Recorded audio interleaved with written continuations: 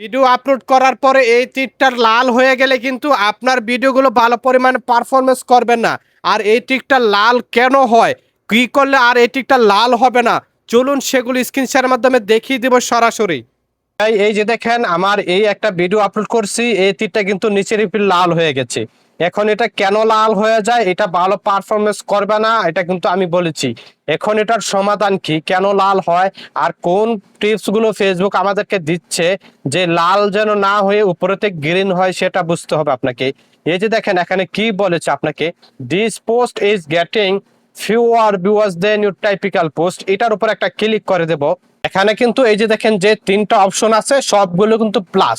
তারপরও কেন ভিডিওটা রেড হয়ে গেল, বেশি পারফরমেন্স করবে না, এটা আপনাকে বুঝতে হবে এখানে। তারপর এই যে দেখেন আপনি একটা খেয়াল করবেন এখানে like rate, content quality, engagement সবকিছু কিন্তু প্লাস।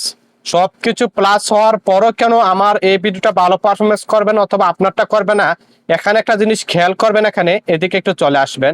এখানে আপনি এই যে দেখেন টিপস ফর বেটার পারফরমেন্স, এটার উপর একটা ক্লিক করে দেব। দেওয়ার পরে এখানে আপনি অনেকগুলো অপশন পেয়ে যাবেন। এই যে দেখেন অনেকগুলো অপশন পেয়ে যাবেন। অনেকগুলো অপশনের মধ্যে একটা অপশন কিন্তু আমি মিস করেছি। এই যে দেখেন 11টা থেকে 10টা কমপ্লিট হয়েছে, একটা বাকি রয়ে গেছে। এখানে হচ্ছে একটা প্রবলেম, আরো প্রবলেম কিন্তু রয়ে গেছে। এগুলো আপনাকে বুঝতে হবে আপনার ভিডিও কেন ভাইরাল হচ্ছে না।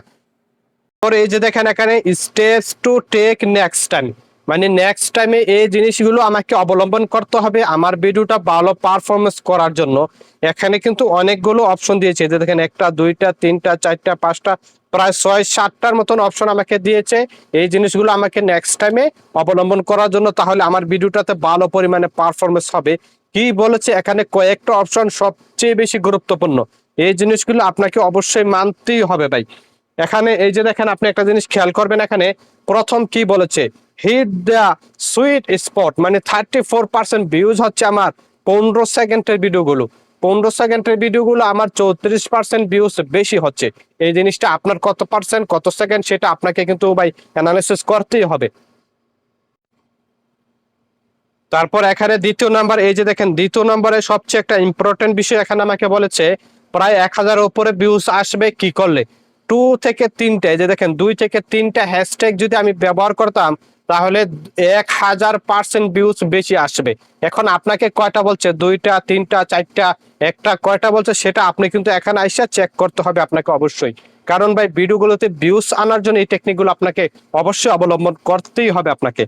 আচ্ছা, তারপর আরেকটা অপশন দেখবেন আপনাকে এখানে কি বলেছে আমাকে, এই যে দেখেন এটা এই 3 নম্বর অপশনটা দেখেন, publish post in prime time. এটা হচ্ছে সবচেয়ে জরুরি। এই পোস্ট মানে ফেসবুক আমাকে বলেই দিছে কোন টাইমে পোস্টগুলো করলে আমার 5% বেটার পারফরমেন্স করবে।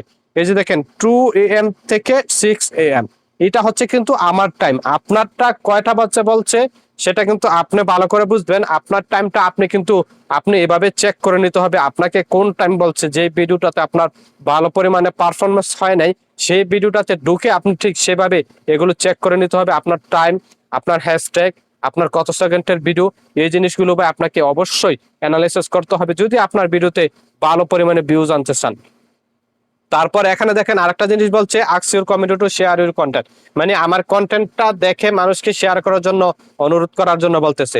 তারপর এখানে ফলোইং করার জন্য বলতেছে। এখানে এই জিনিসগুলো ভাই অবশ্যই অবশ্যই আপনাকে এই জিনিসগুলো কয়েকটা, সবচেয়ে গুরুত্বপূর্ণ হচ্ছে 1টা 2টা 3টা, এই 3টা অপশন আপনি যদি আপনার কি বলছে যদি আপনি বুঝতে পারেন, বুঝে যদি পরবর্তীতে আপনি ভিডিও আপলোড করতে পারেন, তাহলে ওই ভিডিওগুলো কিন্তু আর এইরকম তীর হবে না। এই যে দেখেন একটু ব্যাকে চলে যাই, এই যে দেখেন এখানে এই যে দেখেন উপর নিচের দিক লাল হয়ে কিন্তু আসা পড়ছে। এরকম আর হবে না যদি আমি যদি ওই জিনিসগুলো খেয়াল করে পরবর্তীতে ভিডিওগুলো আপলোড করি। আশা করি বুঝাতে পেরেছি। ধন্যবাদ।